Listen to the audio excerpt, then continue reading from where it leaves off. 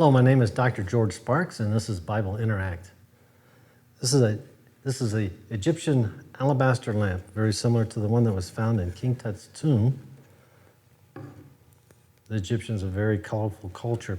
Today, we're actually going to speak on lamps. I entitled this one, Let There Be Light. We're actually going to study different types of ancient lamps using a method called time sequence dating. Time sequence dating was basically developed by a man named Sir Flinders Petrie, a very eccentric man, to say the least. Sir Flinders Petrie understood something about the biblical text I think a lot of scholars ignore.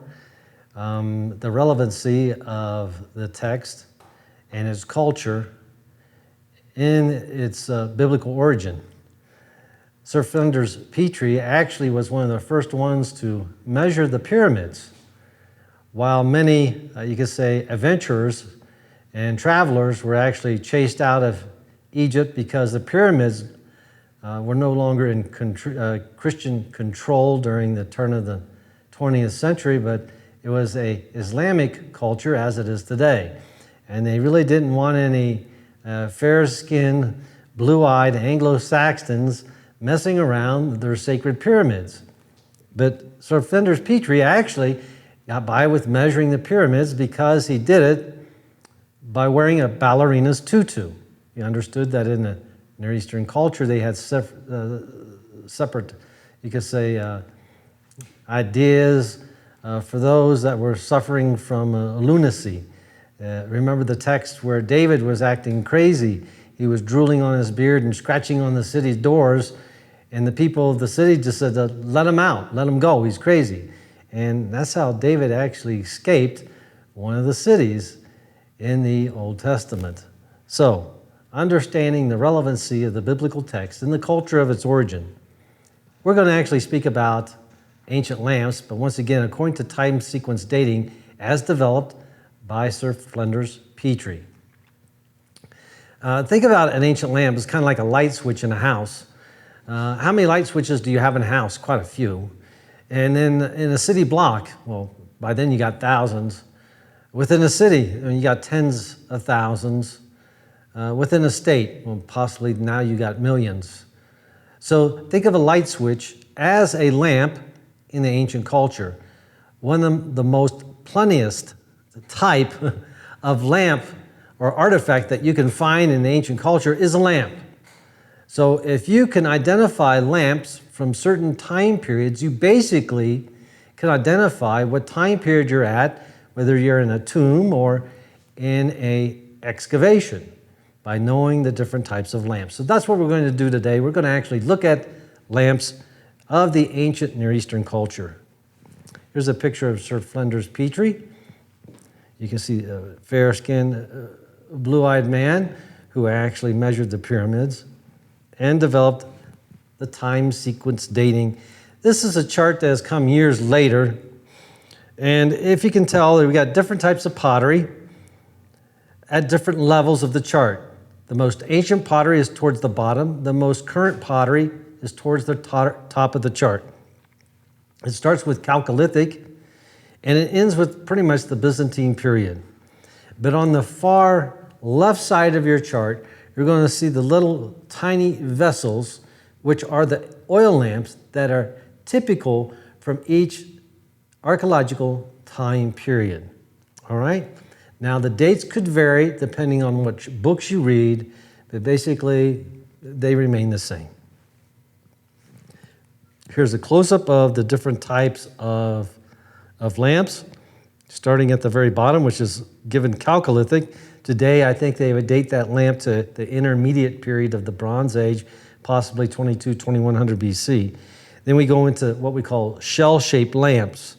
They look like little shells, and those start to begin during the Middle Bronze Age 1 period through Middle Bronze Age 2, and then throughout the Iron Age. So pretty much the shell-shaped lamps continue through the Persian period, so for well over 1,000 years. And these lamps were nothing more than bowls spun on a potter's wheel, and they would pinch one side, which kind of resembles a seashell. And I'll show you some examples of this. When we get to the Persian period, during the time we could say of Cyrus, the lamps were now being made pretty much in a mold, but they still had a few different shell-shaped lamps as well. And then when we get to the Hellenistic period and the Roman period, most of the lamps were all clay pressed into a mold. So we get different shapes, different sizes, pictures of images of, you can say, people, of events, of theater scenes, of animals. The Roman and Hellenistic lamps and Byzantine lamps are very, very colorful. So we're going to do a little bit of the time sequence. The Intermediate Bronze Age, we have these 4 spouted lamps. We got 4, it's like a bowl that's been pinched on each side. One way to identify that this is before 2000 BC is that you feel the pottery, and if it feels like it's kind of like you can feel the pressing of a hand in the clay. It's because they didn't have the potter's wheel before 2000 BC. So it was handmade. So when you feel handmade pottery, basically it dates before 2000 BC. Next we have the Late Bronze Age pottery and lamp. And once again, it's spun on a potter's wheel, and then it was pinched on one side. So this is Late Bronze Age, and this would date between 1550 and 1200 BC. Then we have the Iron Age 2 lamp. Now when we get to the Iron Age 2, it has a larger ledge, a shoulder around the lamp. It's kind of thick, maybe about a ½ inch thick, maybe a little bit more. And then it's got a thick pinched spout on the other end. Now, when we flip the vessel over, we have you could say a disc base. Some have very thin disc, and some have very thick disc. If it's a very thick disc, we actually call these a full base. Some scholars have stated that full bases were made by the Israel tribes in the north, and thin bases were made by the Israel or Judah tribes in the south. So you could designate who made the lamp just by looking at the bases underneath the lamp itself, whether it's a full base, ring base, or a half ring base. These would date to around 1000 to 586 BC. Then we have the Persian lamps. Remember I told you they did have the shell-shaped lamps, but they also were starting to make these in molds as well. These would date from 586, the beginning of the Babylonian period, to the time period, the Hellenistic period, around 330 BC. So using the type sequence dating, this is a shell-shaped lamp, once again spun on a wheel, but the one on the left, this one would also, it could have been spun on a wheel, but it could be also in some ways pressed as well. Here we have the Hellenistic lamps and Roman, what we call plastique lamps, and next to that, a Maccabees lamp. Let me talk about the Maccabees lamp first. The Maccabees were a selection of Jews that fought against the authority of the Greeks in the, you can say, in the Jerusalem area, all right?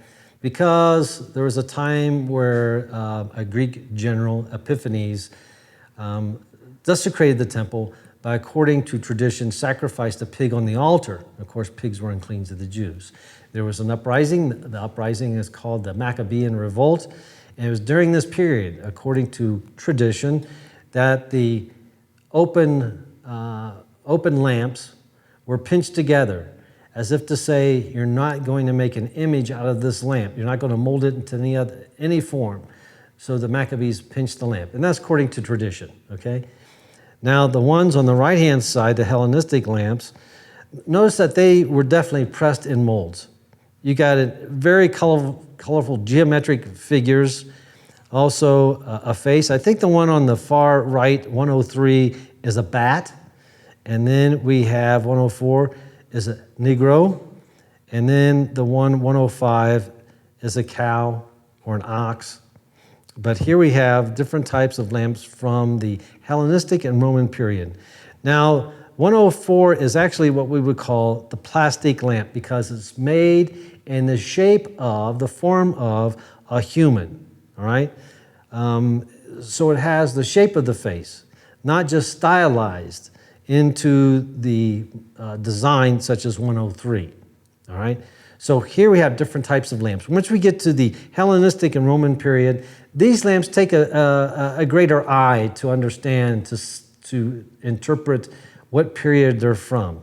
You really got to handle them. And there's probably about a half a dozen books that were written on oil lamps. And they would have in them maybe 300-400 different types of oil lamps. So once you get a good idea of what lamps looked like throughout the ages, you can pretty much tell what time period, not only what time period, but where they were made. Here on the far right, we have the Herodian lamp. Now these lamps were not made by Herod or his sons. These lamps are just called Herodian lamps because they were made during the Herod dynasty. These are Jewish lamps. Now remember, the Jews had this commandment, no graven images. So when we go to excavations, let's say on the west side of the Sea of Galilee, we find hundreds of Hellenistic lamps, of Herodian lamps. Because they do not have graven image on them, they're very cheap, all right? And they are found in the Jewish settlements along the Sea of Galilee and also within Jerusalem, also in Jewish tombs. So we find hundreds of Herodian lamps, and I will show you one today as well. Okay, on the left-hand side, we have a Byzantine lamp. The Byzantines, the establishment of Christianity, they really don't have the tradition or the law of no graven images. Once again, there are different types of scenes placed on lamps made during the Byzantine period. This one has wording around the filling hole, which actually reads, "The light of Christ shines for all." Now, scholars believe that when a pilgrim would go to a service in one of the churches, they would make pilgrimages, and when they participated in the service, they were given a lamp, or they would purchase a lamp to participate. And they'd take that lamp home with them, and some were actually lost, you could say, along the way. So we find hundreds of lamps with wording on them designating some type of, you could say, service that was being presented to the pilgrims during the Byzantine period. Here we have a Roman imperial lamp with two spouts, a very colorful lamp, and also a Roman filling lamp. You put oil in it, and you want to make sure your oil is pretty clean, so you funnel it through your filter, and then you pour it into your lamp. Also, we have bronze lamps being used back then. This particular bronze lamp has the mask of a hypocrite. Here's another bronze lamp. The lid is a full figure hypocrite. Now, a hypocrite is a Greek word, once again, that means an actor or an actress of the stage. They're dressing up and playing a part, but they're not sincere because they're acting. They're acting out a part. So in the Bible, when Jesus calls the Pharisees or the Sadducees a hypocrite, he's saying that you're dressing up and you're playing a part, but you're not sincere. Sometimes today we kind of say, well, a hypocrite is somebody that says, well, I really don't smoke, and then you see him smoking, and you say, oh, that's a hypocrite. Well, not to the extent of what is being used in the biblical text. It's somebody that's actually trying to play a part of which they're really not interested in, or which it's really not their true self. They create a false self with the decorations and the garments. So this is a lamp of the hypocrite. I actually got to handle this lamp when I was in Jerusalem. I was in a gallery, Venus Gallery. The owner was Sami Taha. Very expensive lamp. I think he wanted like $12,000 for it. So if you got a spare $12,000, let's go get a really cool lamp, right? Terracotta lamp with hypocrites. Now these are terracotta. Remember the other ones were bronze. This one shows the mask of the hypocrite. The one on the right, the one on the left is a full theater scene. Very rare. And this is more of a lantern than it is a lamp because you can see the lamp sticking out the bottom of it. But it's a theater scene. And it's very elaborate and very cool. It's the only one of a kind that I've seen like that. And we have lamps in the shape of animals. These are we call them hippos. Hippos means horse. So you say hippopotamus, it means the water horse. There's actually a city on the east side of the Sea of Galilee called Hippos because from a distance it looked like a horse's head. All right? So bronze lamps in the shape of horses. Jesus bumped into the Samaritan woman at the well, and she asked him a question, on which mountain shall we worship? On this mountain, Mount Gerizim, where they had their temple, the Samaritan temple, or Jerusalem, on the top of the mountain in Jerusalem, right? They have Mount Moriah. They have a temple there too. So she was asking, which one shall we worship at? Well, this is a lamp that actually depicts the temple on Mount Gerizim, the one that the Samaritan woman was pointing at. So here you get an idea of what that temple might look like. It's a poor rendering on this particular picture, but there are lamps of Mount Gerizim. Very cool, and also coins as well. Here we have some North African lamps. These were actually made in Carthage. Some call them redware lamps. The one on the right shows the scene of the spies coming out of the land of Canaan. Remember, only Joshua and Caleb get to go into the land of Canaan because the rest of them said, oh, the cities are too big and there's giants in the land. And they didn't go because they had lack of faith. So we have 2 spies coming back with these large grapes. All right, that becomes also the tourist seal of antiquities in the land of Israel today, carrying the 2 grapes. The Cryro, the first letters in the word Christ. So we have symbols actually used in Christianity today. You go to the altars, maybe in your Catholic churches, your Lutheran churches, and you'll still see that PX symbol, the symbol of the Cryro, meaning Christ, used today. Jewish lamps. These were actually what we call synagogue lamps or Sabbath lamps. They had an extra high lip around the filling hole so they could hold more oil, because on the Sabbath they could do no work, right? So on the far right we have a Sabbath lamp. This was actually sold in auction. I think it went for like $500. I tried to bid on it, didn't get it, but at least I got the picture. And then on the left-hand side, we see a Sabbath lamp that was found in a boat. It's actually, you can actually see this boat in a kibbutz called North Gennesaret, right? It's called the Jesus boat. So if you ever go to a trip to Israel, you want to go see the Jesus boat. It's just dubbed the Jesus boat. It dates from the time period of Jesus or the first Jewish revolt. So let's say around 66 to 70 AD. So it's a very interesting artifact to see in a special building in the kibbutz of North Gennesaret. Here also you see a Sabbath lamp. Torches. When Jesus went to the Garden of Gethsemane, it says that those of authority went out to see him. All right, the guards of the temple, the soldiers of the temple, and they went to the Garden of Gethsemane to lay hands on him. But they brought with them torches. So here we see a picture, 152, of a Roman torch. Another picture of a torch. These are made of terracotta. This is actually an Islamic lantern, but just shows you what a lantern would look like. You could put a small lamp in the center of your lantern to keep the wind from blowing it out. Then we have tomb lamps. This is dubbed by some scholars as the ossuary lamp because in some cases the box shape resembles an ossuary box. An ossuary simply means a bone box. So here I got a picture of a ossuary bone box, okay, on the right-hand side, and then a ossuary, if you want to say lamp, a tomb lamp on the left-hand side.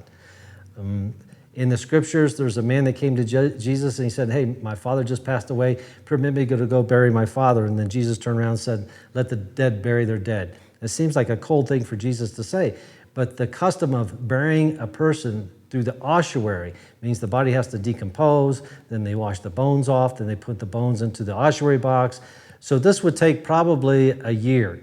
So the man was saying, I got to go bury my father. It could take up to a year to complete the tradition. And Jesus simply was saying, we don't have the time for that, right? According to some scholars, this ministry only lasts for like 3 years. And then on the Ark of Titus, we have a representation of the temple menorah that possibly was taken by the Romans. And here we have symbols of, you could say, ritual lamps. The one on the far left is an actual, you could say, menorah lamp. Dates from the Roman period, or the late Roman period. And then on the right-hand side, we have an Iron Age 7 spout lamp. Because it has 7 spouts, we just would call that a ritual lamp, not a true, a menorah lamp. On the left-hand side, figure 117, that is actual menorah lamp. The reason why we depict, or we would say a menorah lamp, is that it has to have a base. It cannot just have 7 branches, 7 candelabras, if you will. But it has to have the stand as well. That is a full menorah. And a menorah lamp can cost as much, even if it's made out of terracotta, which is simply saying pressed earth, pressed baked earth. A menorah lamp, an actual one, would cost you around $3,500, a good condition, all right? Here we have a lamp depicting a crucifixion. This is possibly, of course, Jesus. On the left-hand side, we have a lamp which in the Greek says Herod. It says Herod. So we have a lamp with Herod's name. We don't know if this was actually handled by Herod, but it's cool that it actually has the name of Herod on it. Now, from here, we're going to go over to the room of 1,000 artifacts, and I'm going to show you, hands-on, different types of lamps. Come and join me. Welcome to the room of 1,000 artifacts, and here I'm going to show you different types of lamps. I think you're going to find this very interesting and a lot of fun. Here's an Iron Age lamp. I said the shell-shaped lamp. It was spun on a wheel, pretty much like making a bowl. All right. Once it became leather hard, they would pinch one side of it to give it the spout. Now remember, I told you some had small bases and some had thick bases. This one has just a small base, what we call a modified base. A thick base is called a full base. This is possibly made in the territory of Judah. Okay, second we have just the common Herodian lamp. Remember I told you the Herodian lamp was very plain. It has no graven images on it because the Jews had the commandment of no graven images. So if we're excavating on the west side of the Sea of Galilee and we find Herodian lamps, we know that that is going to be an ancient Jewish settlement, possibly from the beginning of, let's say, 100 BC to 100 AD, just by looking at the lamp alone. This one's a fun one. Remember I talked about a menorah lamp? Here is an actual menorah. You can see the base on the bottom. Okay, and the 1, 2, 3, 4, 5, 6, 7 branches. So this is an actual menorah lamp. Very cool, very rare. It looks very, very similar to the menorah that was in the Arch of Titus. I showed you a picture of this one. It looks possibly Jesus on the cross. You got 2 doves on each side.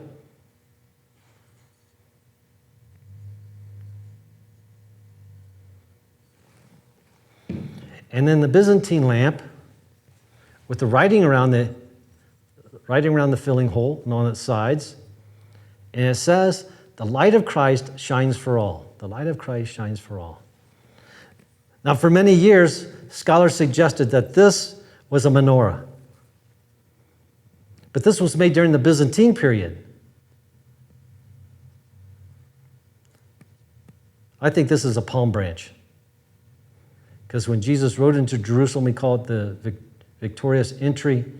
They lay down the palm branches and say, Hosanna in the highest. I think it's a palm branch. And then around the outside, the light of Christ shines for all. Other lamps. Remember I told you about hippos. This is a work of art. I am telling you, in bronze, there's nothing finer than this lamp right here. It's a privilege to handle it. Look at the detail of the horse's head. A Roman period bronze lamp.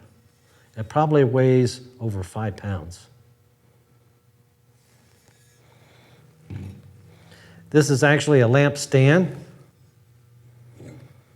And on top of the lamp itself, it comes off. Some can be actually hung by chains. Here you see the lid, the fish's tail, the lighthouse, and the cross. It does look like to me this could be the lighthouse of Alexandria.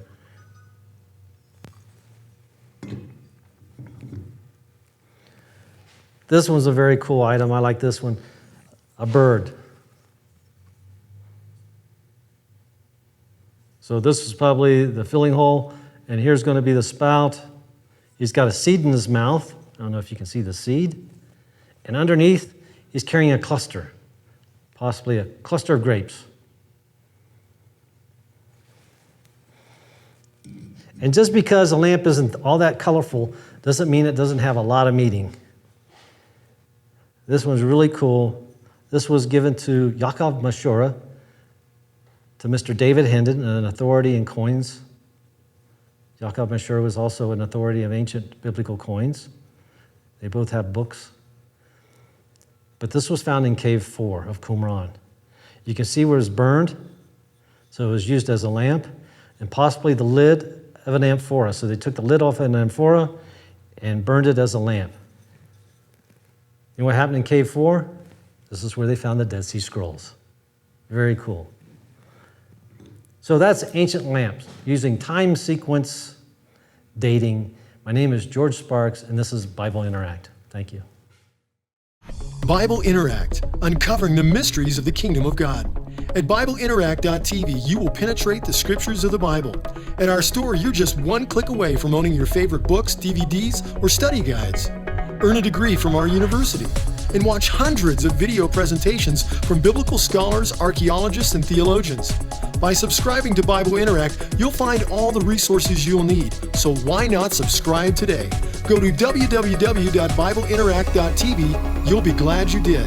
Interested in studying more about the temple, the Messiah, or what God's plan is for our future?